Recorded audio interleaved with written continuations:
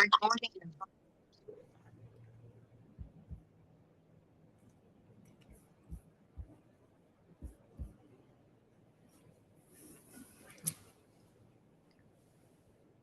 All right, good morning, folks. I hope that everybody can hear me. I'm going to get started here in just a second. I got to get a little house chores done. Um, let's see if I can figure all this stuff out.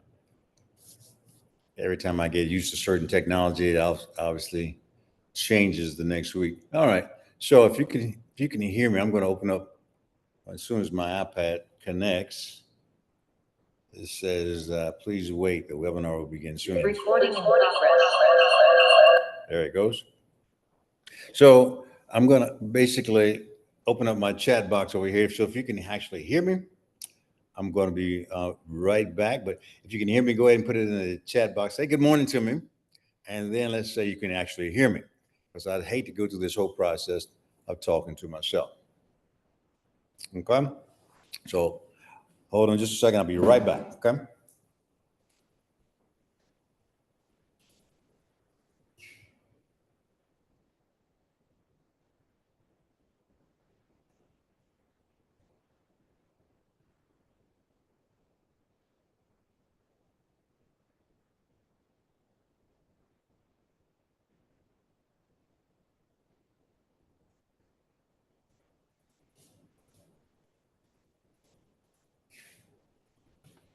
All right. So I'm back now. Somebody was knocking at my door. Obviously, they're not attending the webinar this morning, right? So I told them to go get on the webinar. All righty. Hope you all are having a great Saturday morning. Let's start chatting with each other. Today's going to be a little bit different session. I'm going to try some technology that I'm pretty sure I'll mess up on, but I'm going to try it anyway. I'm going to try to draw some things. I'm not a very good artist as far as my drawings are concerned, but we're going to be talking about why I tell you to eat what I'm telling you to eat. I explain it to you through all the slides, but I still think that people maybe misunderstand it. So I'm going to use some biochemical words, but I'm not going to let you worry about that. What I'm going to try to do is actually teach you the basics as to why I'm telling you to eat certain things. All right? So, what am I going to be telling you to eat? Protein, fiber, and healthy fats. Remember that mnemonic? Protein, fiber, and healthy fats? I'm not sure if it was mnemonic, but protein, fiber, and healthy fats. All right. So, basically, what we're going to do is kind of go over that. Why am I asking you to eat protein, fiber, and healthy fats? All right. So, if you're coming on, and I'll give it a few more minutes, a couple of more minutes to let everybody in. If you're coming on, if you turn your cameras off, turn your microphones off, because otherwise I'm not that intelligent to do it for you. I know I can do it somewhere here, but make sure you turn yours off. So we want to protect the innocent here, right? All right. So let me I'm just going to see if I can actually get going here and start sharing my slides so that meeting is being recorded, so that I can actually see what's going on. So somebody's driving to church now. Very good. Very good. That's a good place to start on a Saturday morning. All righty. I'm going to attempt to share my slides with you now. I'm going to say entire screen, but well, we'll see what happens. And I'm going to open up the PowerPoint. All right. So I think that everybody can see the slides. And it says the science of weight regain following bariatric surgery. That's just a general topic. People have weight regain for every reason under the sun. But we're going to stress some of that. But today I'm going to be talking about pretty much why it is that I tell you to eat certain types of food, protein, fiber, and healthy fats. Because I'm pretty sure you're all wondering, yeah, that sounds good, Doc. I get my protein in. Yeah, I take it a little bit of fiber, but when I'm not constipated, I don't take fiber. When I'm not constipated, I don't take fiber. I heard that phrase. And healthy fats, I thought that fat was bad for you. So why would I take fat at all? Because I heard that fat was bad for you. Healthy fats, what are those? All right. So those are the things we're going to be talking about. But why are healthy fats healthy? Why am I telling you to take protein and fiber? So the first thing I'm going to do is ask you some questions, and you're going to respond to me in the chat box here. All right. So those of you who've been here before, you all know the answer. So if you kind of already know the answer because you've been here before, uh, you're perfectly welcome to put the answer there as well. Okay.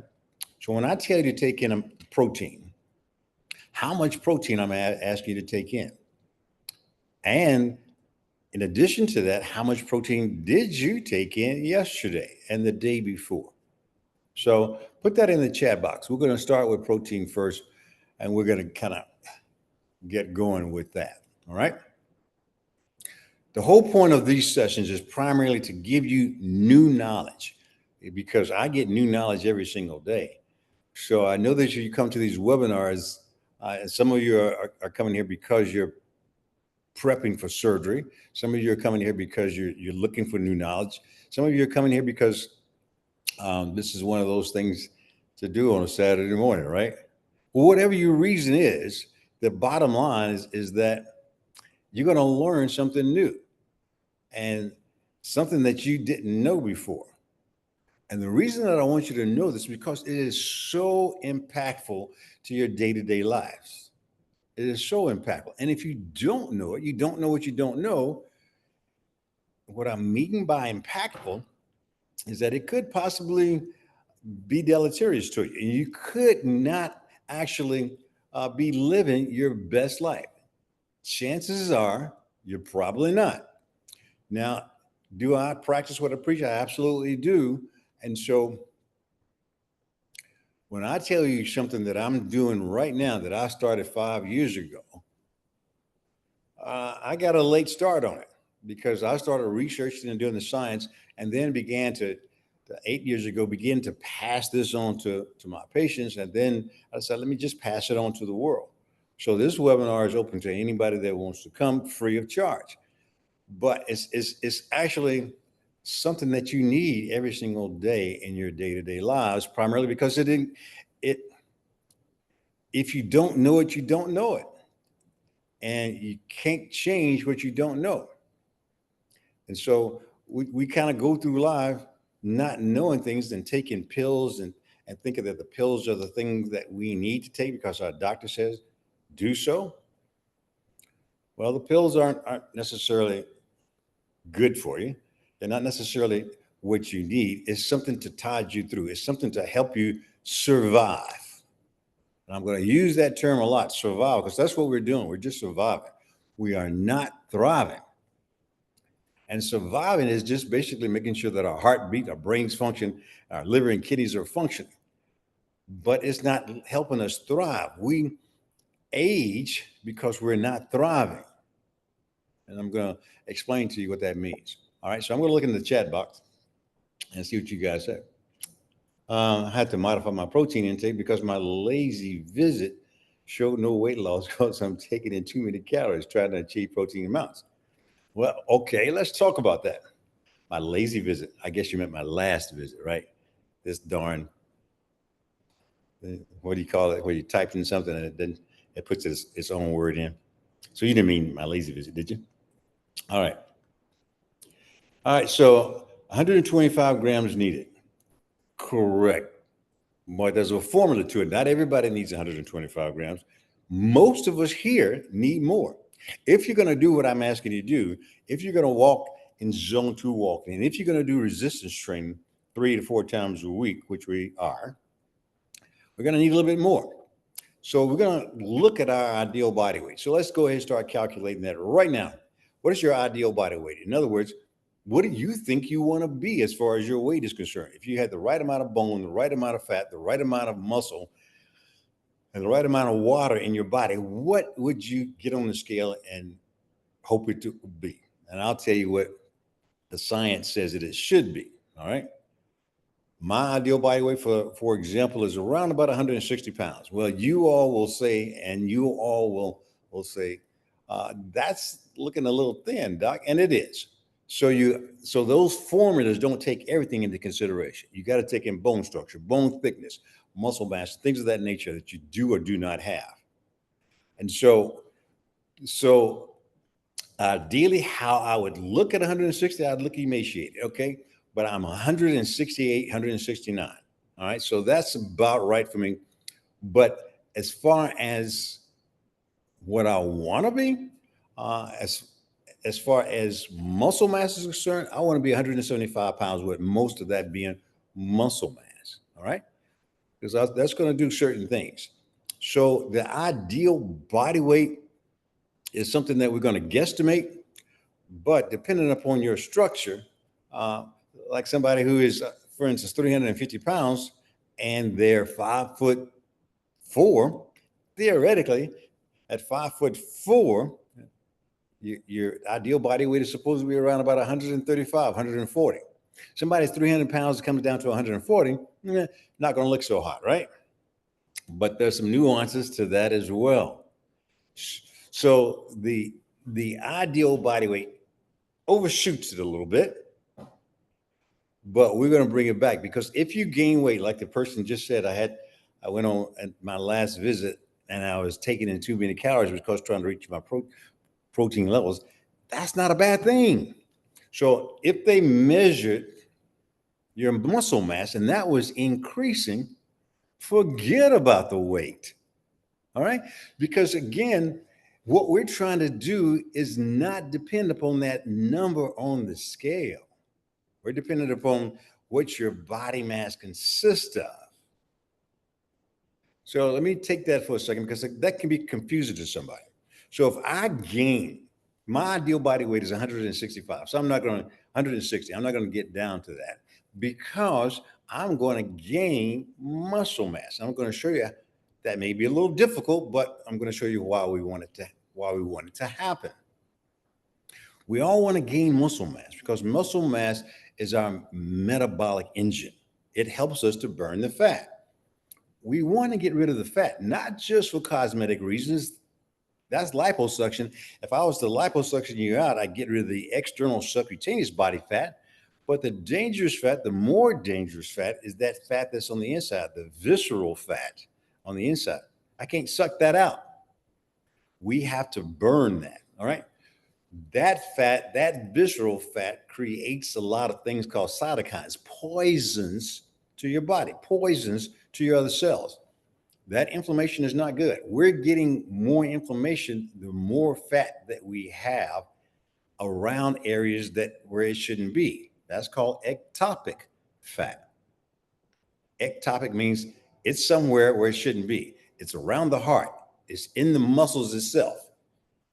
All right. It's around the pancreas. It's around the kidneys. We don't want it there, because those organs locally are affected by that inflammatory fat. We get fat around our pancreas, we got a problem. We get fat in our liver. It's called steatohepatitis, or steatosis. And basically, that fat in the liver kind of overtakes our liver function. We need our liver. We need our heart. Fat around the heart is a bad thing. I have it, or had it. Luckily, I was able to change things, that I was able to burn that fat. It's not easy, but if you don't burn that fat, you cause an inflammation around the heart. That's kicking me into atrial fibrillation. It kicks some people into failure, heart failure, because you got fat around the heart, inflammation around the heart. Fat and inflammation together creates scar tissue. Any inflammation around tissue creates scar tissue. Scar tissue then occupies space around the heart, and it impedes the pumping of the heart. The heart can't pump as much because it's surrounded by scar tissue. And when it can't pump as much, it starts to fail.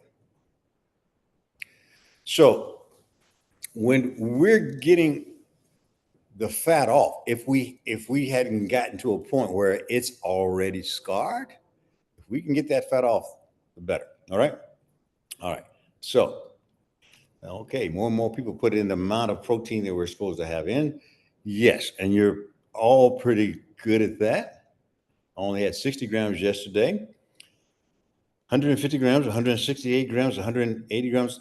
Ideal for me is around 200 grams. Yes, ideal for me is around about 160 grams as well. So the formula is 1 gram. If you're active, if you're doing what we're supposed to be doing, lifting weights, using your muscles, using your body, doing zone 2 walking, then the ideal amount of protein is around about a gram per pound. The range is 0.75 to 1 gram per pound. If you're just kind of having a desk job and you're not doing the things that you're supposed to be doing, then 0.75 just to survive is fine if that's all you want to do. But if you want to thrive, get more like zero point 0.8, zero point 0.9, 1 gram per pound. So what does that mean? So for me, I'm supposed to have, if I want to thrive, I'm supposed to have 1 gram per pound, 168, 169 this morning. I'm supposed to have 169 grams. So we're going to talk about what if I don't get it. That's going to be the topic of this discussion. What if I don't get the fiber? What is the fiber used for? Tell me in your chat box. What is the fiber used for? Is this fiber used for number one, constipation? Is the fiber used for number two, to have bulk in our stools? Is the fiber for number three? Is it for our microbiome to feed on? What is our fiber for? What do I tell people to take in fiber? Why is everybody, including your doctors, tell you to take in fiber? Well, let me take that back. Why are you thinking you're taking in fiber? And then I'll tell you why you should be taking the fiber. All right, I'm looking at the chat box. Okay, microbiome feed. All right, very good. All right. So somebody said, yeah, I think that's what I'm feeling. I'm looking smaller with more muscle. That's all that matters, baby. That's all that matters, because you're getting on the scale. If you weigh more, but you're feeling better and you're looking small and your clothes are fitting differently, you've done it all right. You've done just fine. So I need to probably, if you came to my office, I need to probably educate my doctors as well. My point to you guys is that it is very difficult for me to get in front of doctors all the time and educate them, including my own doctors. And so I need you to come back here just in case. And so you can ask my doctor, say, hey, Dr. Duncan said on the webinar this weekend that the amount of calories that I take in are okay as long as there's protein and fiber and healthy fats. They hadn't been on this webinar in a while either. So I can't control some people. So again, as long as you're educated, I'm good. All right. Because as long as you know what to do, then I'm good. All right. So you're taking in excess protein because you have to. Because you have to. And that resulting in more muscle mass, which obviously muscle weighs more than fat. So your weight may not go down, but I don't care about that. If you're making more muscle mass, you're getting healthier for a number of reasons. And that's all that matters. So the one thing we definitely want to get away from is that scale, that bathroom scale, and that number. That number is measuring fat, bone, water, muscle. It's measuring 4 items. When we're talking about losing, we only want to lose one of those items, and that's fat. We don't want to lose water. Water is important for our bodies to function, our blood to flow. We don't want to lose muscle. Obviously, that's what we're talking about today. We definitely don't want to lose bone, and we do when we age, because we all notice that we get a little bit shorter, right? I used to be 6 foot tall. Now I'm 5'10". My bone loss in my spine has deteriorated. Why? Because I didn't know back then when I was 50 what I know today. So I'm trying to pass this on to you all so that you all don't make the same mistake that I made, because I started this journey, this research journey and all 5 years ago. I was taught to operate. I was taught give some pills, give some medications. And so I knew that was the answer. So I basically did bariatric surgery, and bariatric surgery was the way for me to, again, help people lose weight.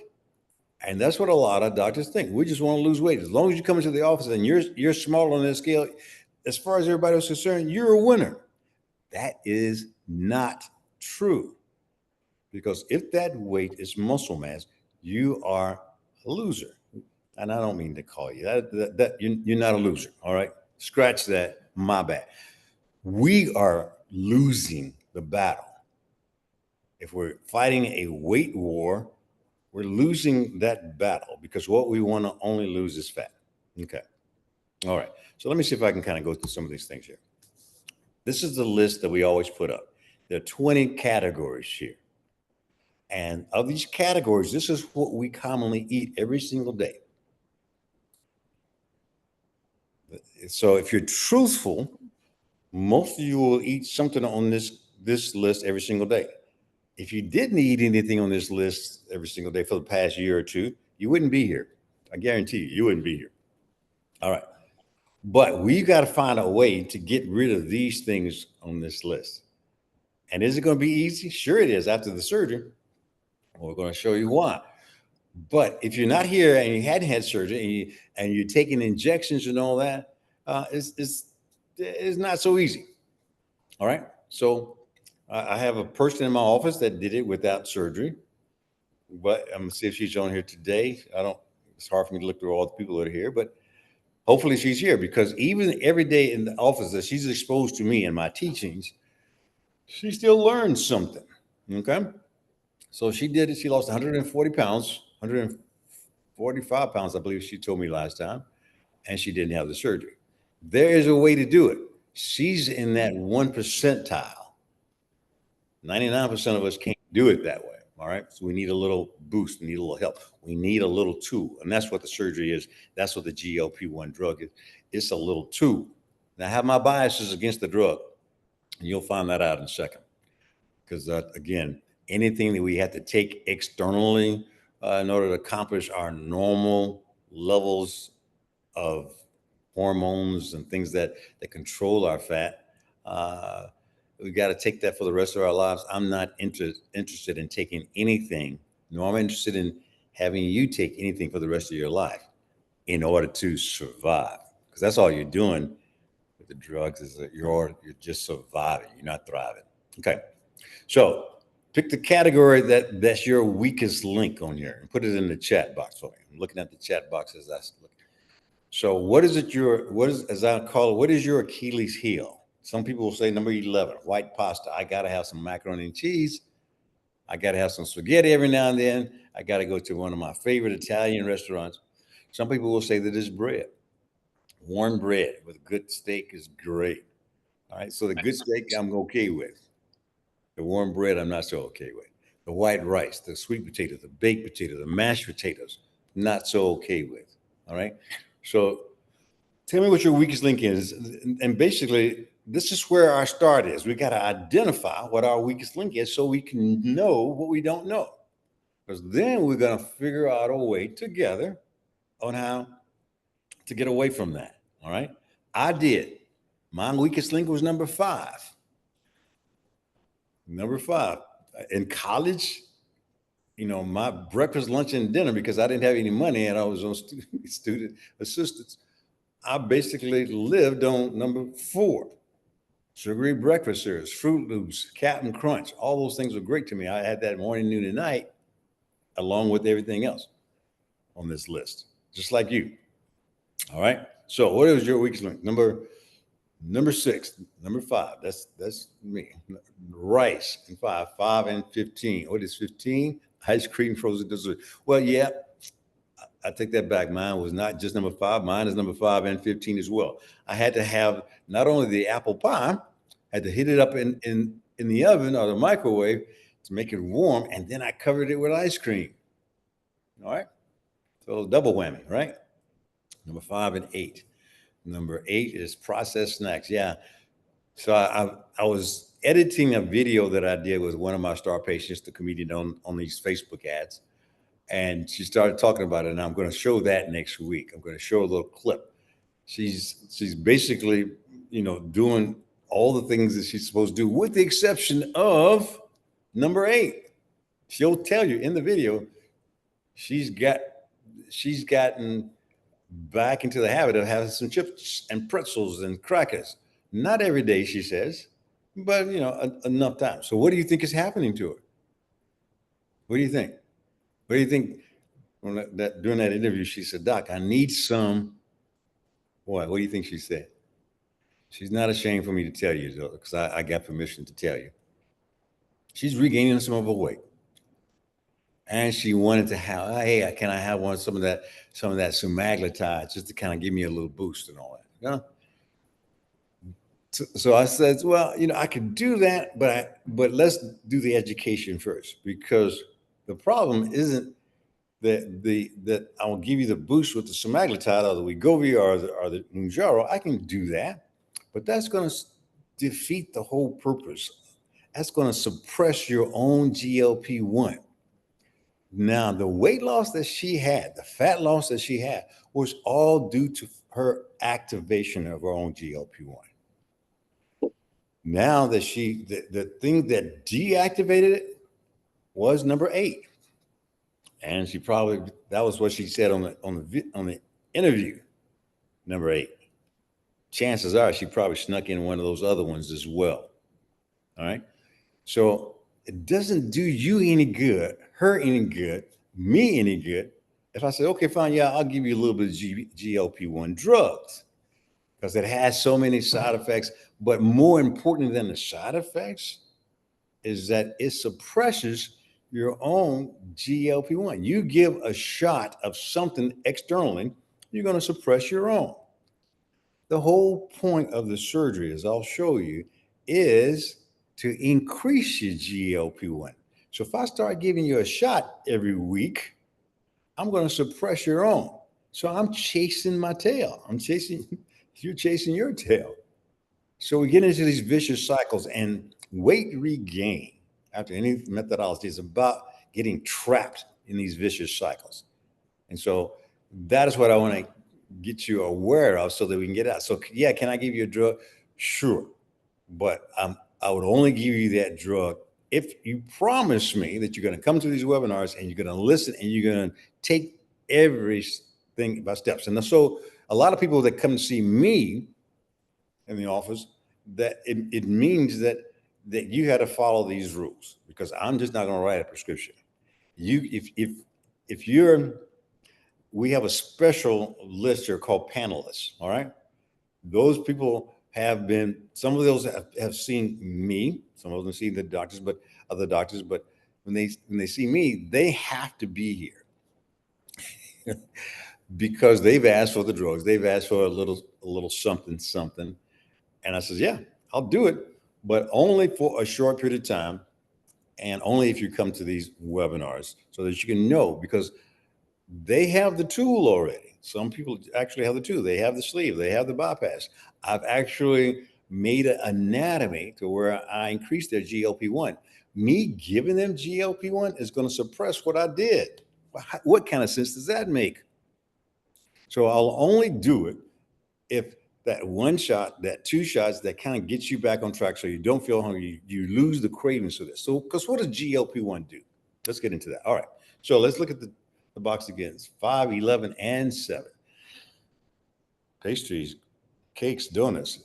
11 is what we talked about, white pasta. Yeah. And 7, pizza. Boy. Pizza is that good old Monday Night Football thing. I'm taking my fiber in now. Hold on a second. So excuse me if I jump all over the place, because sometimes my brain works like that. But my goal is to go in a sequential fashion as to why to tell you why to eat protein, fiber, and healthy fat. So let's kind of get back to that. So I've gotten your answer here. Now, does any of that stuff on there, when you take in that stuff, you're not really full, but some people will use those things as their 3 meals a day. So they'll take in some bread with a sandwich from Subway. They'll take in some nuggets from Chick-fil-A or whatever, chicken nuggets. They'll take in 20, and that'll be a meal. And they'll take in, let's see, what else is on there? Some pancakes and things of that nature. And so you'll have 3 meals a day without eating any fiber without consuming hardly any protein. So those 3 meals a day, you've had a good day, right? No, wrong. You've eaten 3 meals a day, but you're far away from satisfying your fiber levels, definitely your protein levels, and none of that on there is healthy fats, right? None of that. All right. But you've gone throughout the day and you've eaten your 3 meals a day. And so we go through a day and a lot of us go through this every single day without satisfying our core goals. Okay. So how much fiber does any of that have in there? How many? So in the chat box, again, let me see how many grams of fiber are we supposed to take in a day? So I've asked you one question, and that's the grams of protein. Most of y'all got that right. Anybody who has got less than 100 grams is way, way below what they need.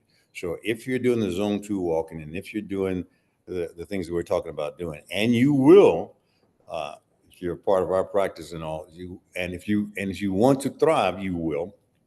And I'm going to show you why that's so important eventually. All right. So the number of grams you're supposed to have in a day. Somebody put it in there. All right. Let's see somebody else put it in there. All right. So the people, let's see, I guess people who put it in are females. So the answer that they put in is 25 grams, 20 to 25 grams of fiber. That's absolutely right for females. Men have to have more. Okay. 40 grams for men. Correct. All right. All right. But do you know why that is? And we asked the previous question, but I didn't see anybody put it in there. What is fiber for? And somebody said, yeah, you did answer that. My bad. Somebody said the microbiome. That was correct. How many people actually think that the fiber is still good for constipation as a main effect? Does fiber help constipation? Absolutely.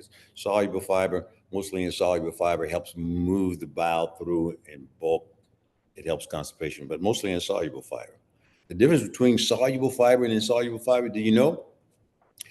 The roughage on green vegetables and all that, that's kind of insoluble fiber. It has some soluble fiber in it, for instance, broccoli, asparagus. It has some soluble and some insoluble. But the kind that you see kind of coming out the boo-boo, when you go to the boo-boo room, that's the insoluble. It means it got to your colon. And it's just primarily for bulking of the stool to help you move through. All right. That's for constipation, right? But a lot of the stuff that we were taking in, the metamucil, the psyllium husk, is soluble fiber. That doesn't do a whole lot for your stools. All right. That's for your microbiome. That's food for your microbiome. It's not food for you. It's not energy for you. It doesn't do a thing for you as a human being. It's only for to feed your microbiome. And your microbiome contains trillions of bacteria that we got to talk about eventually. All right. So 25 grams, put that down on a piece of paper. 25 grams for women, 40 grams for men, because I'm going to ask that every week. Now, so the question is, did you get that yesterday? If you ate 3 meals of this stuff, oatmeal pancakes or for breakfast, and you got even if you had some eggs and bacon for breakfast and some toast and all that. Then you had for lunch, you had a Subway sandwich and some nuggets. And then for dinner, you had mashed potatoes, macaroni and cheese, and you had maybe some trout or salmon. You didn't reach any of your goals because the last meal is about 45 grams of protein. The rest of it is carbohydrates. The Subway sandwich is probably around about 15 grams of protein, whatever the meat is that you have in the middle. But the bread, obviously, the Subway sandwich, most of your meal is bread, right? And then your breakfast, if you had pancakes, toast, and all that, and an egg, you got around about 30 grams of protein. So with the amount of protein that 3 meals a day that most of us have, we're getting around about 75, 80 grams of protein, some even less. So that's far short of what we need. When I'm talking about I need 170, if that was my meal yesterday, I wouldn't have made it, right? All right, let's continue. I'm going to come back to that. All right. So did anybody get their grams of fiber in yesterday? I did. I did because I put in like I have this thing right here. It's called triple fiber. All right. It used to be 4-in-1. For some reason, they took out the what do you call it? They took out some of the seeds. The it has inulin, acacia, and psyllium husk. They took out the chia seeds. I'm not sure why. That was pretty decent as far as I was concerned. They took that out. But that 3-in-1 is basically the little teaspoon that they have, and it's not a teaspoon; it's a very, very small spoon. It has two of those has 7 grams. So I've had 2 cups of coffee, so I've got 14 grams already. All right. So the rest of my day, I'll take some of this later on again in a shake, and then in my real food, I'll be taking in some asparagus and things like that, which will give me my 40 grams. Okay. And I do that every single day because I have to. And I'm going to explain why. All right. So bariatric surgery, what are we doing? All we're basically doing is 2 things. There's 2 things in order to lose weight. And I'm going to stop saying that lose weight because too many people are concentrating on getting on the scale in their bathroom and calling eureka, saying I lost 5 pounds yesterday.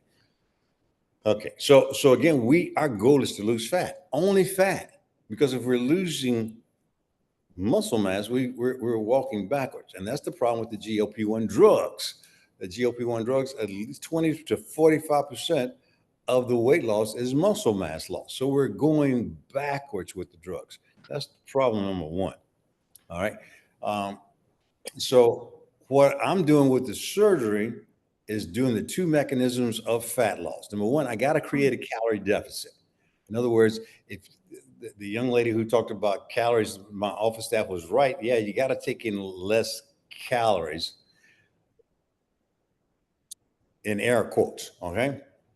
Because if you got to create somewhat of a calorie deficit in order for your body to say, I need certain calories to get through the day. So the calories in versus calories out there is basically on your base or your total daily energy expenditure. Okay. And you can figure that out. You can look it up, Google that. I weigh this. I'm this age. It has a bunch of factors in, but figure out what your basal metabolic rate is and your total daily expenditure. Mine is around about 2,700 calories a day. So I have to have 2,700 calories a day in order to survive. Well, if I don't get 2,700 calories a day, what happens? My body goes and finds it somewhere. It's saying, I don't care if you take it in or not. We're going to find it somewhere. Where does it find it from? In us, it finds it from our fat. In me, it finds it from my visceral fat, my ectopic fat, and it pulls it in and it uses it as calories. What if I'm an athlete and I don't have very much fat? It then breaks your muscle down. So we won't get into all that, but it's going to find that 2,700 calories a day. It's going to find it. All right. And then if it breaks down enough fat and you don't have any more fat, and it breaks down enough muscle, you don't have enough muscle, that's what's called starvation. Your metabolism slows down because your muscle mass is going down. It'll slow down and slow down and slow down, trying to preserve as much muscle because you need the muscle in order to survive. It can't find any more calories and it needs calories. So it's okay, fine. I'm going to do what I can do to slow the metabolism down. So 2,700, let me slow it down to 2,300. Let me get some more from that muscle.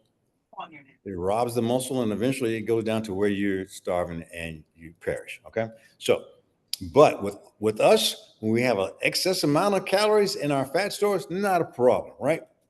So we create a calorie deficit. I'm going to give you a pouch size, either through the sleeve or the gastric bypass, that's going to only allow you to eat 500 calories a day. 500 calories a meal. Sorry, 500 calories. Let me back up on that. Sometimes it's 500 calories a day. All right, depends upon how much, whether I do the sleeve or the gastric bypass. If I'm only allowing you to eat, let's say 300 to 500 calories, if I'm only allowing you, and you need 2,700 calories, or in your case, you may need 3,000 calories, then you're going to have like a 2,500 calorie deficit. It's going to go to the fat stores, get that 2,500 calories, and everything's going to be hunky dory. But when you got to remember that fat is only energy. Your body's your body's basal metabolic rate and your total daily energy expenditure is just energy. It doesn't account for everything else you need. You need vitamins. You need uh, antioxidants. You need things that actually help your immune system and all that. You need enzymes to be functioning. Okay. So just getting the energy, you're just getting the electricity. You're just getting the power. You're not getting everything else that makes the body work. All right. Hope that makes sense. Somebody's got their microphone on, so if you can kind of turn your microphone on. Uh, so if you're just getting the energy, that's a good thing. That's what calories in versus calories out does. All right. But we've got to basically not only get energy, but we've got to take in certain foods that give us the antioxidants, that give us the protein, that gives us the omega 3s and things of that nature. So we've got to do a lot more other than just burn fat, because just burning fat is just an energy source, allowing us to live so that we can eat the other things. That's why when we talk about protein, fiber, and healthy fat, we for people who are having bypass surgery, the other things that are so important is your vitamins. All right, those vitamins contain all the little moving parts, the screws, the oil, the transmission fluid for your vehicle to run smoothly, for your body to run smoothly.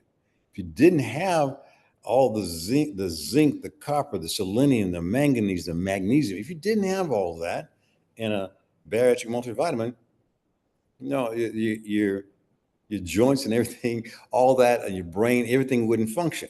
So you got to have that. So everything that I'm telling you to do, you got to do. So the second mechanism, as you can see here, number two, is that what we do with the surgery is that we stimulate your own body's internal GLP-1. So forget about taking GLP-1 drugs. GLP-1, you got your own. And we want to stimulate it naturally because this is the best GLP-1 that man can make because you made it. All right. We just want to augment it. So GLP-1 is basically what we're trying to stimulate. So we create a calorie deficit so you go get more energy from fat. But fat does not provide you with vitamins. It does not provide you with antioxidants. It only provides energy. Okay, that's different. Okay. So then we're gonna activate GLP-1. What does GLP-1 do? GLP-1 does three things. All right. It increases satiety. Satiety means that you get full on smaller amounts of food. If you get full on small amounts of food, when you eat that 500 calories from that little small pouch, you're basically going to be full. All right. And then number two, it's going to increase your need. It's going to increase your energy need. So basically going from 2,500 calories for me to 2,800 calories, it increases my need. I increase my need, but I'm taking in only 500 calories. I still got to go get that energy somewhere. Where I'm going to get it from? My fat stores, my ectopic fat, my visceral fat. That's a good thing. And number three, and most importantly for me, is that it disrupts my pleasure associated with food. In other words, it disrupts my dopamine response. In other words, I don't get pleasure from eating cheesecake anymore. I don't get pleasure from eating apple pie or ice cream. That's pretty much the most important thing. And that's what we have to concentrate on. So activating our own internal GLP-1 is the key, because a if we have this feeling that I gotta have some of that cheesecake, or I gotta have those pretzels as my interviewee did. I gotta have those crackers, those tortilla chips. How'd that get started? Well, they basically broke the cycle, because if the GLP-1 cells in your small bowel that come from the L cells, those basically are these are the GLP-1 cells. These are brightly colored yellow, and they're turned on when I do the gastric bypass, because certain type of food comes into this small pouch. Only 500 calories, only 200 calories, only whatever comes into this small pouch. But then it has to activate these things. What activates these things? The number one activator of these L cells here in the small bowel: protein, protein, protein. So now we're going back to what I'll tell you we we're going to get to eventually. I know I talk a lot, but protein, fiber, and healthy fats. The number one activator of our GLP-1 in the small bowel, where we have cells throughout our small bowel, but as we go further and further down our small bowel, as we go further and further down our small bowel, we have more highly dense L cells. So we get down into this part of the small bowel and this part of the colon, and all throughout the colon, we have increased concentration of L cells. All right. But what activates it up here, we have L cells up here too. So what activates it up here is protein first. Okay. All right. So activates the protein is what we're taking in that activates the L cells in this part of the small bowel. When it gets down to this area here, something else activates it. I want you to guess what that is. But anyway, we're going to talk about that. So protein. So if I then do this, make this turned on by protein, if this is the main thing that turns it on, what's going to be the main thing that turns it off? Not taking in protein, right? Not taking in protein, and then taking in pancakes, taking in cheesecake, taking in pretzels, taking in crackers, taking in Subway sandwiches, chicken nuggets. That turns it off. That turns it from a bright yellow to a dark brown, and they're off. What happens when GLP-1 is turned off? When GLP-1 is turned off, the three things that we just talked about are reversed. You have decreased satiety. It means you don't get full on smaller amounts. You're hungrier. You're taking a small amount, your stomach will say, hey, what you doing? That wasn't enough for me. Eat more. You're going to slow your metabolism down. Instead of it going up to 2,700 from 2,500, it's going to go down to 2,300.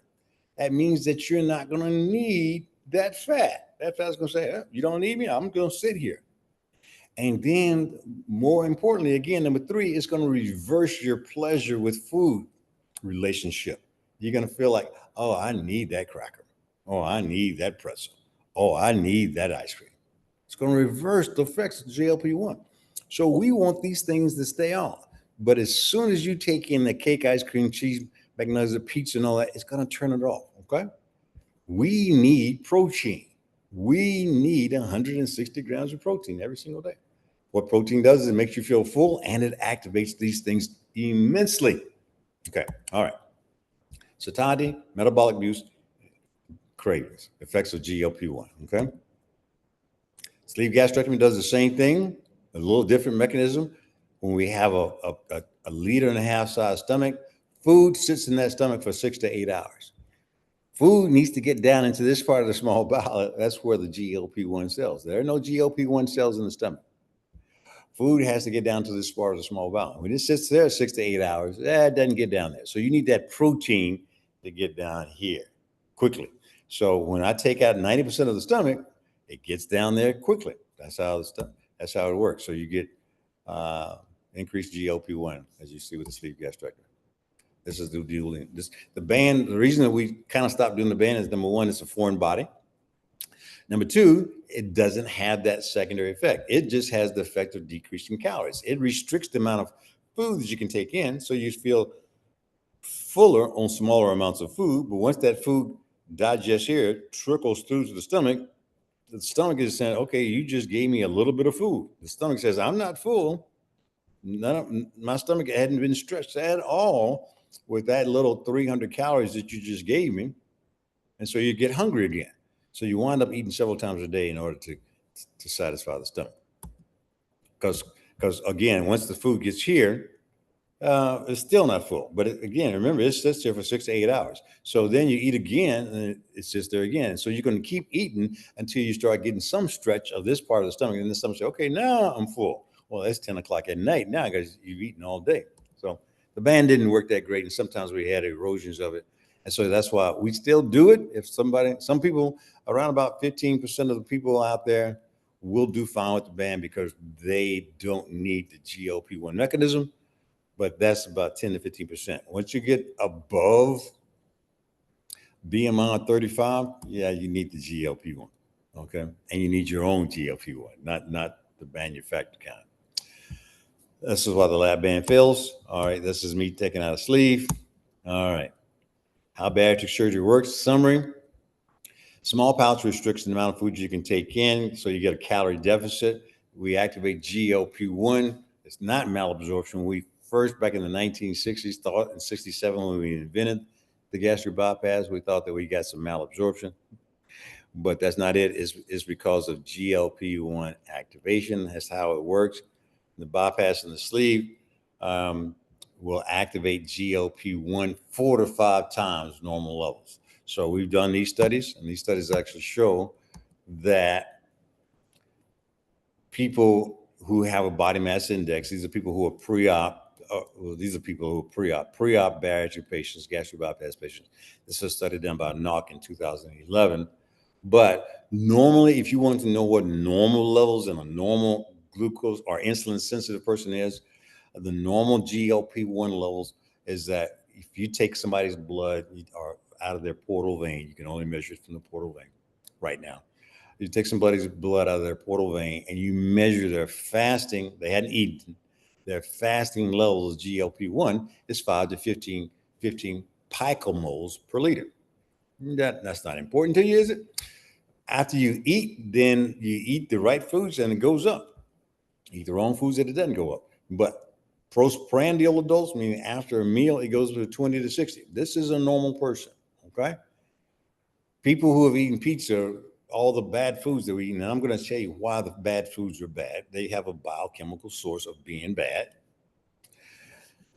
The people who eat all the bad foods are in this group here.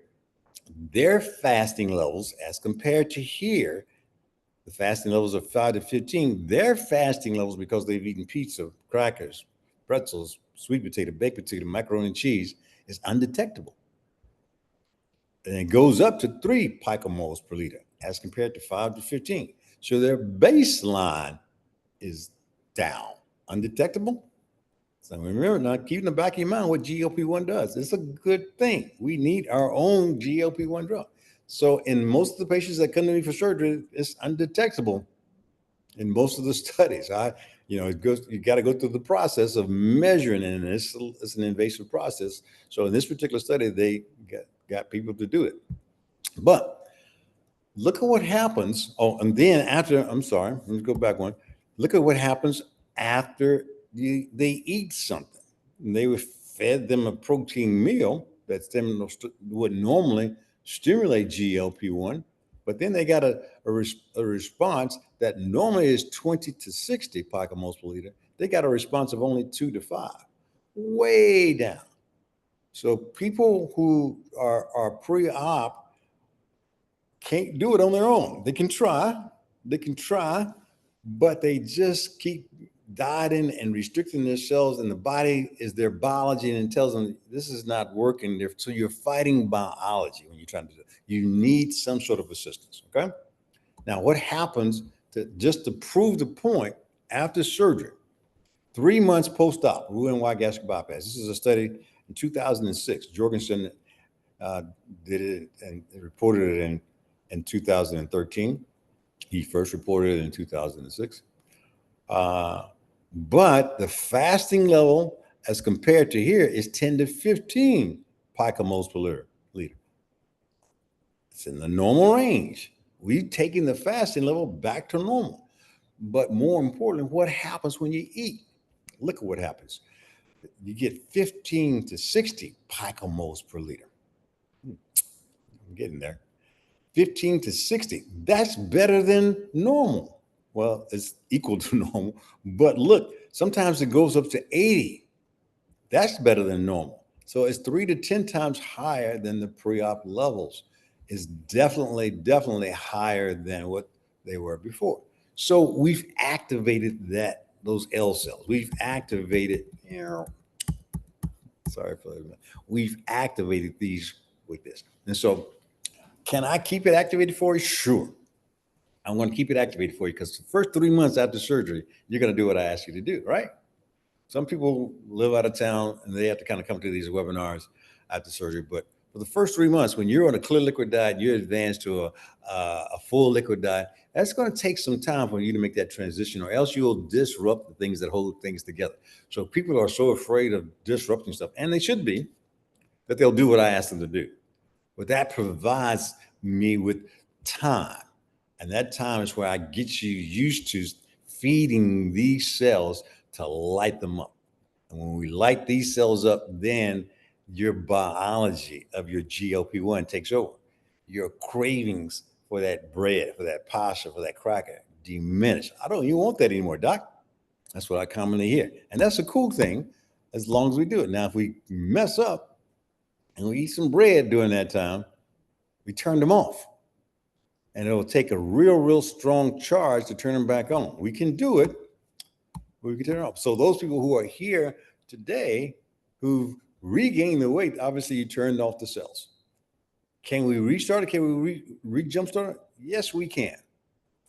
But it's so much more difficult. So I'm showing you what we do is that we find a portion of the small bowel when we do a revision or a conversion. That's for people with weight regain. We find new portion of the bowel where there are more concentrated L cells. Where did I tell you that those more concentrated L cells occur? They occur lower in the small bowel. So when I do a revision, I take that feeding limb, it's called the alimentary limb. I take that feeding limb that you eat and you go to the pouch, and I'll take that pouch, whether it's the sleeve or it's the bypass, I'll take that limb that's attached to it or the stomach, and I'll put it closer to the new L cells.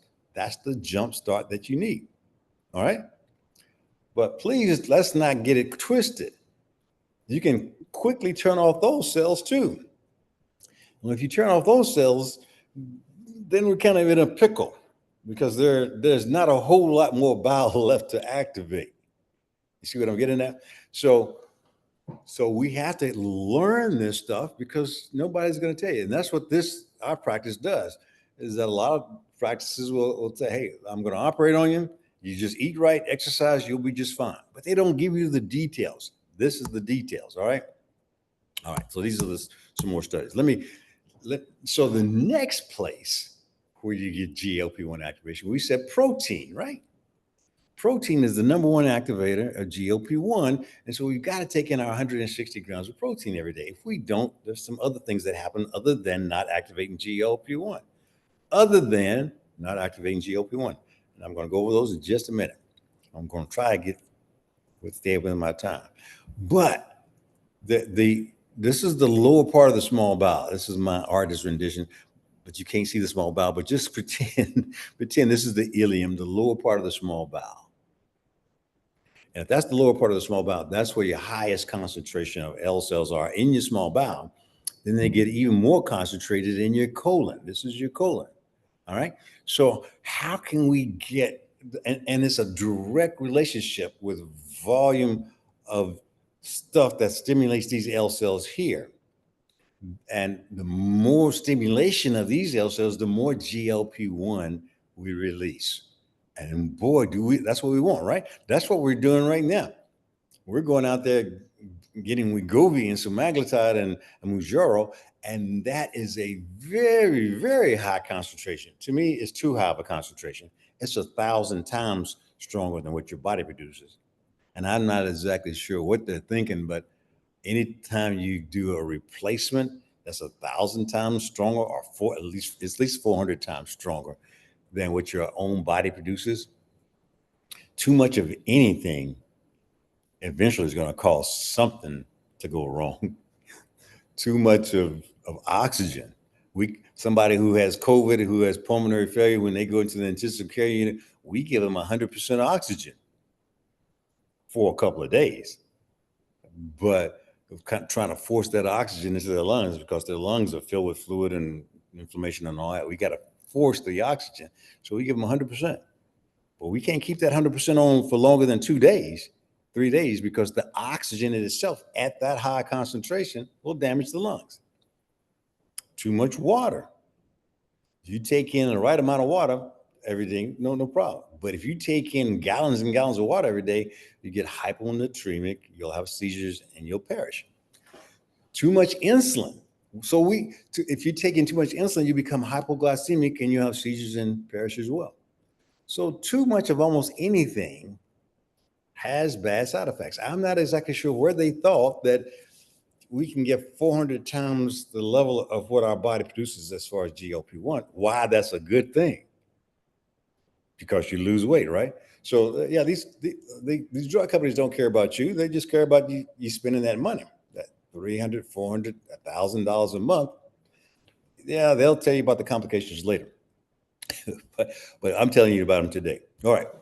So we want to produce your GLP-1 naturally. All right. So you produce your GLP-1 naturally by, number one, protein, eating the amount of protein that you need to have in order to activate the L cells. All right. Whether you've had surgery or not, protein is vital for your activation of your L cells to produce GLP-1.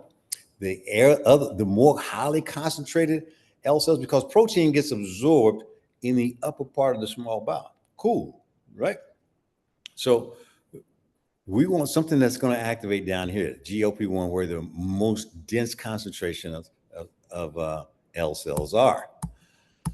All right. So this talks about the other. I've got this out of order. My apologies. GLP-1 gets turned off. We've already talked about that. Refined carbohydrates, the seed oils, the things that I showed you in that list, the Cheerios, the pretzels, the bread, the pasta, those things turn off the GLP-1 and you get dysbiosis. Why do you get dysbiosis? Because you have low fiber. What is dysbiosis? Dysbiosis means the bacteria in that part of the colon, that your microbiome, is nice and colorful. I'll show you a live picture of good microbacteria that's being well fed with what? Well fed with fiber. You have to have that 25 grams of fiber every day. That's what we're getting ready to talk about now. So as long as you have that big diverse population of microbacteria, your body is happy. Your body and that microbiome is producing a side product called short chain fatty acid called butyrate. Ugh. As I say these words, I get a little cringe because I'm saying, am I getting too deep? Hopefully not, but I'm going to explain it as I go along. Butyrate is the substance that we want. So the microbiome is producing butyrate. Those bacteria are doing something good. They produce short chain fatty acids, one of them being butyrate. Butyrate is a powerful, powerful stimulant to release GLP-1. That's what I want to get to. So butyrate produces GLP-1. If you don't have good bacteria, you're not producing butyrate. If you're not producing butyrate, you're not getting GLP-1 released down in your part of your bowel. Dysbiosis means that you've been feeding your bowel, your colon and everything. You're feeding it Cheerios, fruit, cheesecakes, and all the bad things in that list. You're feeding it that. It only likes fiber. All right. So when you don't give it the fiber, and you give it the Cheerios and the McNuggets and the sweet potato pie and all that, when you give it that, it's gonna not survive. Those good flourishing bacteria are gonna starve, and the environment is going to be bad. And so basically, the ones that will survive are the bad bacteria. And that goes to a whole situation of called dysbiosis. Means that you got E. coli, you got the bad bacterium, E. coli, Klebsiella, you got the bad bacteria flourishing now. And then you got an inflammatory environment.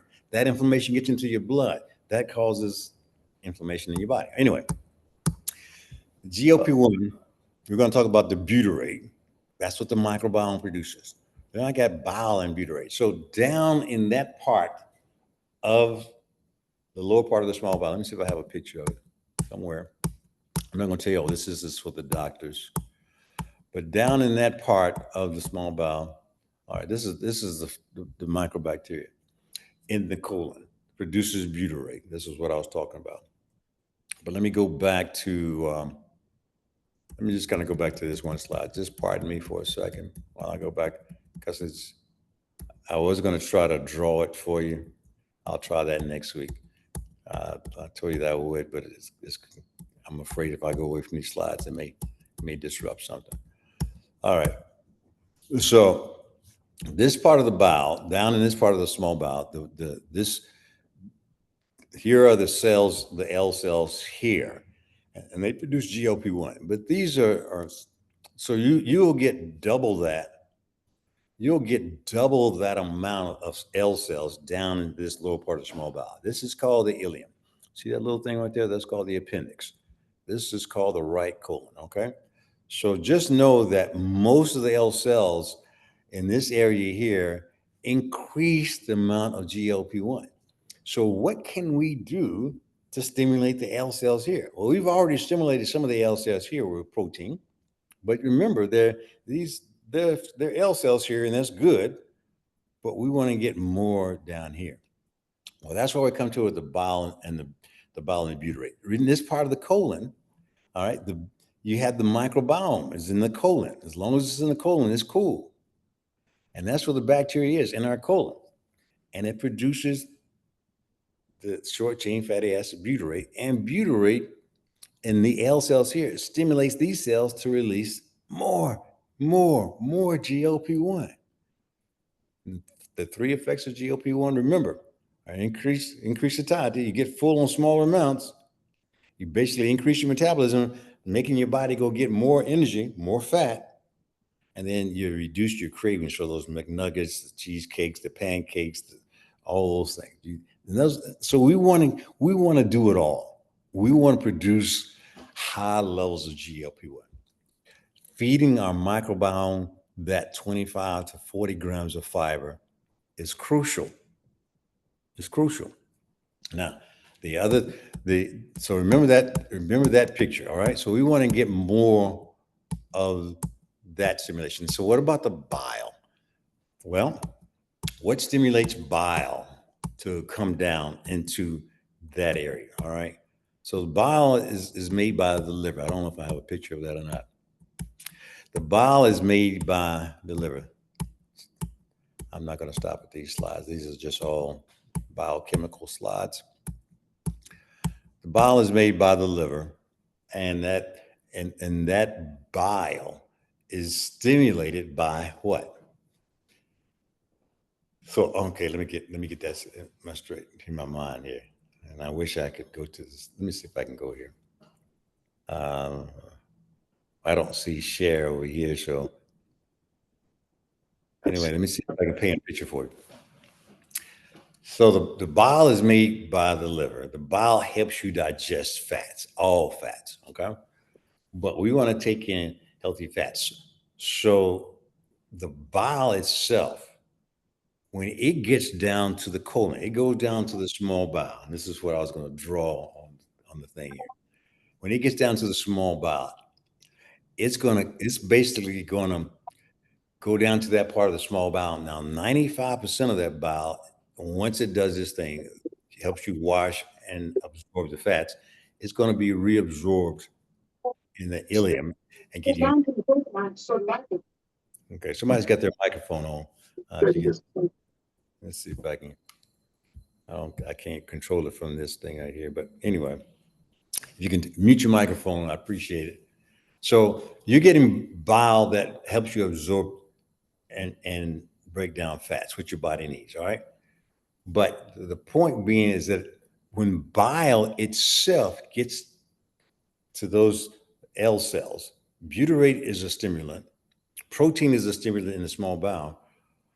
The other stimulant, there are three, the protein, okay, the microbiome, which depends upon fiber to be fed, okay, and then the bile, all right?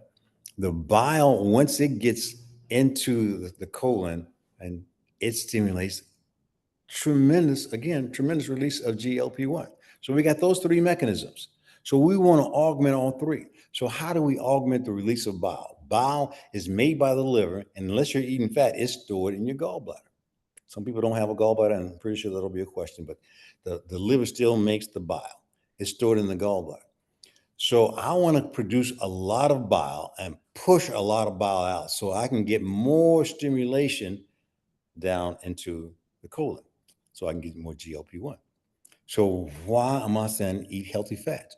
The more healthy fats we eat, obviously the bad fats, the dirty grease and all that kind of stuff can help you build cholesterol. We don't do that. But the olive oil, the coconut oil, the avocados, those are healthy fats. They cause a tremendous release of what's called cholecysticonin, which causes that gallbladder to contract, empty a bunch of bile into the small bowel. It gets it down into the colon. You get GLP-1. All right. So that's the moral of all the story. The protein, the fiber, the healthy fat. I just laid out the structure as to why we need that. It's just not a fancy mnemonic that I'm saying. It's basically why we got to take these in. And not only do you have to take them in, you got to take them into the right amount. So let me get to that particular slide. Let me just tell you what the seed oils are. All those things tell us are seed oils. The only problem with seed oils is that they cause all the opposite effects. Like we just got through going on. The seed oils, they break down to what's called linoleic acid. I won't get too detailed into this, but just hear me out. Suffice it to say, once you start taking in all these seed oils, soybean oil being the most common that we're taking in. Look at your bottles of everything you got in your cabinets. If it has soybean oil, cottonseed oil, canola oil, corn oil, if it has any of these things, don't throw it out. Literally throw it out. Basically, we can do better. What can we choose instead? Well, we can choose olive oil, like we talked about. We can choose avocado oil, butter, ghee, or tallow, or coconut oil. Those things are fats as seed oils we can actually use. Okay, they're the healthy fats. All right. So when we talk about healthy fats, we're talking about increasing the release of bile to stimulate our GLP-1. So again, we got to have the appropriate amount of everything. So I won't get into the seed oils now. I only have a few more minutes. I want to tell you why we have to take in a certain amount of protein. I'm going to go through these slides here, and I apologize for the disruption. All right. And then when I put this on the web, I'll try to edit this out. So if you want to watch it again. Seed oils obviously damage our mitochondria. We already talked about that. We talked about where seed oils came from. They're a waste product. We decided to say, okay, fine. This stuff that we were one point in time in the 1900s, we were throwing away. We decided we could eat it. And so we made Crisco. We made a lot of stuff. But anyway, I'm going to go through all this because the only thing I wanted to tell you guys was why. And next week we'll take it at a different angle as to the types of foods that we're supposed to be taking in and the why. Because what I got from a lot of patients, and I get my stories on the weekend from what people tell me during the week. And when people tell me, yeah, I take in my protein, I took in, yeah, how much did you take in? I got in about 67, 68, 90 grams. And this was a person that's weighing 300 pounds, so their ideal body weight was around about 190. If they were doing what I asked them to do, they should be taking 190. They only took in 80 to 90 grams. They're missing 100 grams. When you miss 100 grams every single day, that's a problem. And I'm trying to get to that slide to let you know why that is a problem. Protein, fiber, and healthy fats, okay? Healthy fats, we talked about what causes weight regain. All right, so I may not even have that slide in here, but this is some of the patients that we have that did it right, taking their protein every single day. And at this weight here, she got down to a certain weight. She got rid of the fat, but she got down to a certain weight. And she was concerned too about, my weight is going up. But guess what it was going up with? It was going up with muscle mass. All right. So these are the foods that have all the seed oils and have the refined carbohydrates. Can we eat something better? Sure we can. All right. So this is what I want to get to. This is me. I take in 160 grams a day. But this is what I want to, when people tell me that, oh yeah, I got my protein in yesterday. I got it in 80 grams. I'm very, very concerned, ladies and gentlemen. I'm very concerned. So understand this, and this is going to be the last thing I'm going to tell you. Your protein, how many of y'all, let me go back to how many of you, I'm looking at some of the ads. Can you add chia seeds to coffee? Yes, you can. All right. So somebody asks, can scar tissue form after gastric sleep? Can scar tissue form after gastric sleep? Yes, it can. If where is it most likely to form in tummy tuck? So this is what we're talking about now. So do we need this? The what happens when you lose the fat and you get excess skin? What happens? Um, what are the things that we notice first? Okay, I'm trying to form how to say this, but these are the things that when we're taking in protein, these are the systems over here where the protein goes. Now, if I was going to ask you the question, I don't have enough time to wait. But if I was to ask you the question, where is your protein going? Everybody would probably say muscle, right? But the reality is the muscle is the last place it goes to. Muscle maintenance is one of the, and muscle maintenance, just to keep the amount of muscle you have is next to the last. If you want to grow muscle, which is what I'm trying to do, because I've had years of losing muscle before I knew what I know now. Now I'm trying to grow muscle. So this all is for 160 grams. But if I don't take 160 grams, I won't get to the muscle maintenance. I won't get to the muscle growth. Let me just kind of show you. The first place where our protein takes in, when you take in fish, chicken, anything, the first 20 grams is going to go to the enzymes, period. Full stop. 12% first goes to your enzymes first. This is by priority here. Okay. This is how much it goes if you get to the level you're supposed to get to. All right. So 20 grams goes to the enzymes. Then you got to make hormones, your thyroid hormone, your pituitary hormones, all those hormones that you have to make that we don't even think about. That's why? Because it's happening on the inside. We don't even think about protein in this way. But now I want you to begin to think about protein in this light. Hormones, 10 grams of protein is going to that. So we have 20 and 30 right off the bat. Then the guys go to the neurotransmitters, the acetylcholine that allows one nerve fiber to talk to the other nerve fiber. That's how our brain is working now. It goes to if you have anxiety, if you have depression, all those are coming from, I don't know, glutamate and GABA. GABA stands for gamma aminobutyric acid. That is a calming effect. So if you're an anxious person, your GABA levels are low. Your GABA levels are low, and you may be going to the doctor, or your primary care saying, Doc, I got anxiety problems. Your GABA levels are low. The GABA provides that calming effect. I need some GABA right now, right? But look, 10 grams goes to that, to the GABA levels, to the depression, to the serotonin, the tryptophan and the serotonins that are released. The norepinephrine, the epinephrine, and the dopamines are made from tyrosine. Those are proteins. Those are amino acids that melt proteins. Those are basically 20, 30, 40 grams of what we're in. So if you're super anxious, if you're super depressed, then you're probably got decreased amount of protein going to your levels. When you go to the doctor, they gave you a pill. Guess what those pills do?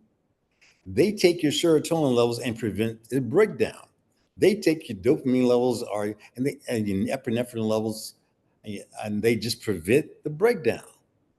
So they just taking what you got and preventing it from breaking down. Is that real?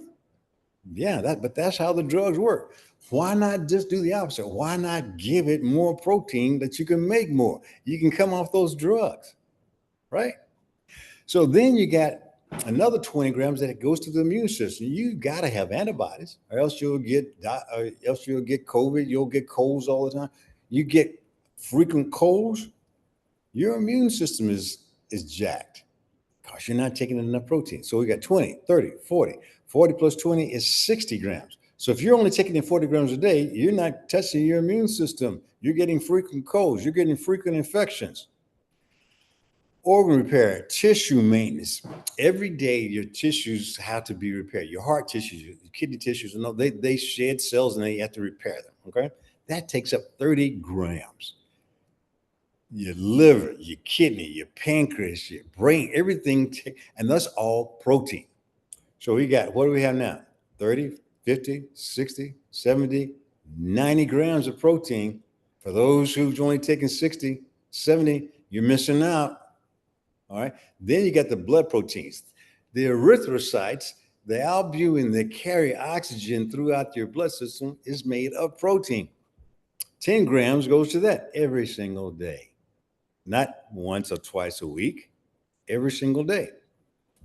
But what is it that we see? We don't see 10. 30 plus 10 is 40, 40 plus 40 plus 20 is 60, 70, 80, 80. That's 100 grams. 100 grams we've got to have. That's survival. But we don't see that, do we? We don't see our enzymes working. We don't see our hormones working. We don't see our nutrients. So we're not concerned about it. We don't even think that it occurs. What do we see? We see our skin, hair, and nails. We see our hair falling out, our skin getting wrinkled, our skin after the bariatric surgery getting is flaccid. It didn't bounce back. It could have. It could have. And we see our muscles. Our muscles are going away. Hey, I'm not getting strong enough, right? That's what we see. But that's not what that's where if you taking in 100 grams, hooray, you're gonna get just survival mode. Then you got to take in 115 grams to actually see some changes in your skin, hair, and nails. Then you got to take in 115 grams plus 25 grams. That's 140 grams to see some muscle maintenance. So your muscle is not going to be there. This is for me, 160 gram target. This is for me. You do your own figuring out. And 25 grams just for me to maintain my muscle. My muscles have gotten small before I got this information. Now I got to do some muscle growth. So I got to take in all this adds up to 160 grams. If I don't get 160 grams, I will never grow muscle. Because the first few 1, 2, 3, 4, 5, 6 things that we see, the 6 things that we don't see, that's where all the protein is going to. So if you don't get in the 100 grams, you're missing the boat every single day, ladies and gentlemen. You're missing the boat every single day. So when you come in and tell me, yeah, I got my protein, I didn't get it all yesterday, but I got it the day before. No, this requires every single day. How do you get it if you have a gastric bypass, if you have gastric sleeve? You can't take that much protein. You can't take in that much fish. You can't take in that much steak, that much sardines, that much pea protein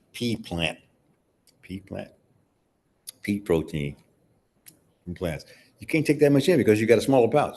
You got to take in protein shakes. This is not an advertisement, but I'm taking 2 scoops of this is 60 grams of protein. All right. 60 grams with this. I take this during the day. I'll start this at around about noontime with my lunch, with my meal. And then to prevent my body from breaking down, I'll take in the casein protein. There's a reason for casein protein that I don't have a lot of time to explain it, but I take it at night because it's not going to spike my insulin. I take it at night because it's going to break down when my growth hormone is turning on. When does the growth hormone turn on? At night. So you're going to repair your body. All these repair things going on are going on at night when your growth hormones is elevated. But you got to give it something. You got to give it some building blocks in order for it to repair. You're not going to be able to break down a wall and then say, oh, I want to build this wall back up with some growth hormone. And if you don't have no bricks, you got to give it the bricks. This is the bricks. So casein protein and whey protein isolate, if you have the surgery, are kind of a must.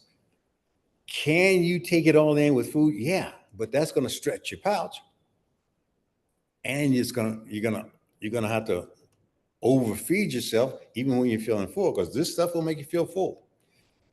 You'll eat less whole food sometimes with these products, and then you got to take in your vitamins, and then you got to take in the foods that you do take in have got to count. You ain't got room for Cheerios, cheesecake, crackers. You ain't got room if you're taking in the protein that you got to take in. You got to take in this amount of protein. If you're taking in anything else, the bread, the pasta, the macaroni and cheese, you are not going to have room for what your body needs to thrive. Your body will survive whether you like it or not. Because if it doesn't get this first amount here in order for your survival, it's going to get it. It's going to take it from here. It's going to take it from your muscle. So the the protein that you take in, the last place that it gets deposited or the last place that it goes is your muscle. But the first thing that has to be sacrificed when your body says, hey, you only took in 50 grams today. I didn't have enough of the blood proteins. I didn't have enough of the organ repair tissue. I need some protein. The first place it's going to look is in your muscle. Okay? So we've got to do this stuff with precision. We've got to do this stuff with accuracy, and we got to do this stuff with purpose. And so that's why I'm educating you to this level, and hopefully that some of this will stick, because you don't know what you don't know. Most of you aren't taking in this level of protein. I am. I'm telling you to do it. And the only way that you can do it, especially if you've had the surgery, is by the protein shakes. I don't care what brand it is, but get whey protein isolate and get some casein to take at night. I don't, you're taking in less food. So the budget, these things aren't cheap. It's $30, $29 for each. So, and then you got to buy your vitamins. I know I'm telling you to buy a lot of stuff, but I'm trying to keep it at a bare minimum. But you gotta thrive. We gotta quit in this process of survival. Because if you cut out all the bad foods, you cut out all the money you're spending on the bad foods, and you start taking these things in, once you start activating your biology will then take care of you. You won't have to, once your GLP-1 is activated, you won't have the cravings for bad foods. If you deactivate it by taking in the pasta, the pizza, if you deactivate those cells, yeah, the cravings will come back. And there's nothing I can do about that. And yeah, the GLP-1 drugs will kind of inhibit your appetite and all that, but you lose the muscle mass. You stop the cravings, you lose the muscle mass, and you start that vicious cycle because your muscle mass goes away. And basically, when your muscle mass goes away, your body then steals more muscle mass in order to take care of these. It's a vicious cycle that you'll never get out of. So do we want to give you and keep you on medicine for the rest of your life? Absolutely not. Do we want to start you on you pushing and stimulating your own GLP-1? Absolutely. And that's what we're planning on doing. All right. So I am going to end that share. Let me see if I can figure out how to stop sharing that. All right. Uh-oh. I don't know. Let's see.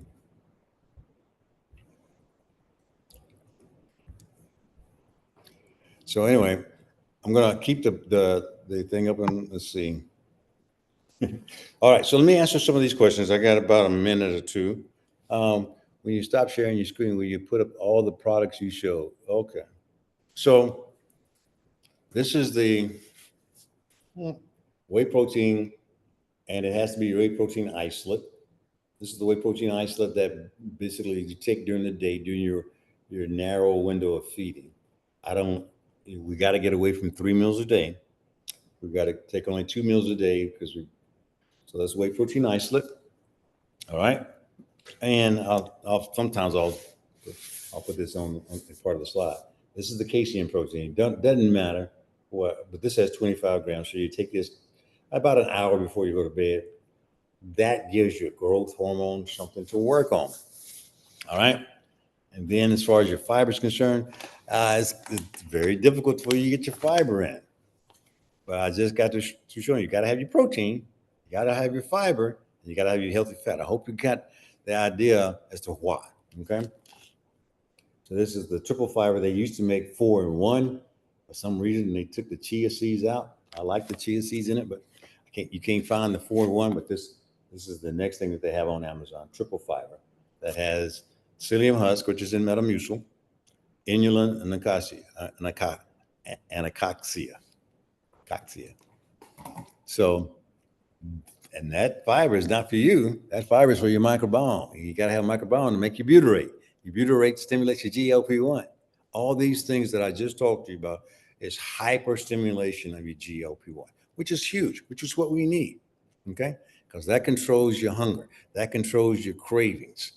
And that's what we got to have. So this is not all about you having the surgery or us giving you some prescription for drugs, because I'm just not going to do that. I'm not going to just give you the drugs. I'm just not just going to give you the surgery. I implore you to continue to come back here to learn the new things that I'm learning. All right. And to put those things into practice, because it won't do anything other than help you out. Okay. I'm trying to get on here to see if I can. Oh, here you go. Stop sharing. So I'm back now. All right. So the other question was, that's also for me, protein makes me super constipated. So if you're taking in, you got to take in your water now, but your protein, that soluble protein, will absorb the water into your system, and basically you'll have a hard stool. So you're taking your protein and you keep yourself hydrated.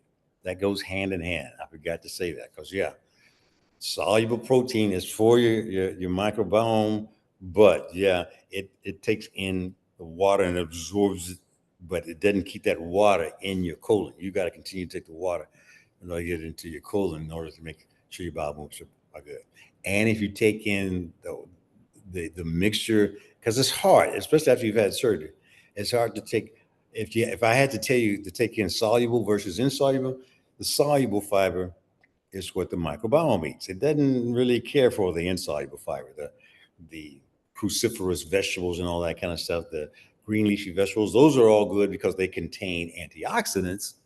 We got to have those, but their fiber is insoluble, and their fiber basically can help with the bulking of the bowel movements. But again, even with that, you got to have your water in. Okay, hope that answers that question. Any other questions before I let you all go? Because I'm 2 minutes behind, and I had a good time today. So I think that I hope that I got some things accomplished with you. And so basically, if I did, just say that you learned something today. Just put that in the chat box today, or tell me that you didn't learn something today, or tell me that what should I cover next week, because I want to make sure that I'm not forcing things on you that you don't want to know, or some of you may already know this. I know that I didn't know everything that I had said until I dug deep into the research. So you don't know what you don't know. And I really, really want to make sure that we're all on pretty much the same page as far as all this is concerned. Okay. All right. Okay. Can you tell us the difference between the protein and the Premier Shake and the whey protein isolate? It's pretty much okay. The shakes that we have in the office that we're selling there, they're pretty much good. They're smaller amounts. They're meant for bariatric patients who just want something to drink, and that's fine. But the whey protein isolate and the casein protein is the whey protein isolate just means that we've taken out the the fat. Uh, Protein is made. These are made from the byproducts of milk. So if you got lactose intolerance, we got to talk a different story. But most people can tolerate the whey protein isolate if they put it in water. So it's just what we're taking out. So the casein protein at night leaves the fat in there because it then makes it slower to dissolve. And so you're getting a trickle of protein throughout your body uh, at night. And that stimulates your growth hormone, your mTOR. Won't get into all that.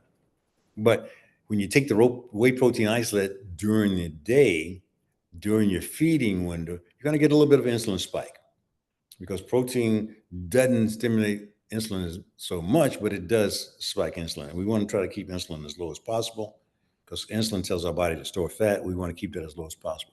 So whey protein isolate is basically what we take during the day. Casein is what we take at night. I always learn lots of new things from these seminars. Thank you, everything. I learned a lot today. Thank you. Thank you. I appreciate hearing that. Let's see. Please talk about balancing up with TGE levels of protein to prevent too many calories. Please talk about balancing up with, I think that's D levels of protein to prevent too many calories. Yeah. So we'll go ahead and save that for next time. Too many calories. That's a little bit of tough one. I'd rather you have too many calories of protein, because your body doesn't store protein. Okay. It doesn't. It goes to all those systems first. And then it goes to your muscle maintenance and all that, which is what we want. So the calories with protein is not the problem. It's the calories with the carbohydrates and the fat that's the problem, because we store those things. We store the calories from the carbohydrates in the form of glycogen. We store the calories from the fats as fat. So we store that stuff. We don't store protein. So too many calories of protein is not really a thing. You know, it's not going to cause you to gain fat. All right. Because most of us are calorie deficient as far as our protein synthesis is concerned. MPS, our muscle protein synthesis, requires us to have that many grams of protein. So taking in too many, yeah, if you weigh 160, 170 pounds and you taking in 250 grams of protein, yeah, that's a little much unless you're a bodybuilder. But it's not really a concern to take in too much protein. That's a myth. All right. So the calories in versus the calories out have this little nuances. And so, yeah, you gotta know that as well. Okay. All right. I hope that answers that question, but I'll address it again next time. All righty. Well, ladies and gentlemen, I really had a ball today, like I said. And basically, I hope you guys did too. Hope you learned something. And if you didn't, tell me what it is that I need to talk about that will help us learn something. But in the meantime, have a great weekend. It's going to be a beautiful weekend. Get out there and do your zone 2 walking. Do some sort of resistance training. Today, my goal is chest and triceps, and I'm going to do a few air squats. All right. So I'm going to continue to build that muscle. I'm going to continue to take that protein in to build that muscle. I ain't going to care about the calories that I take in with protein, because we're not going to store that. All right. Y'all have a great weekend, and I'll see you next time.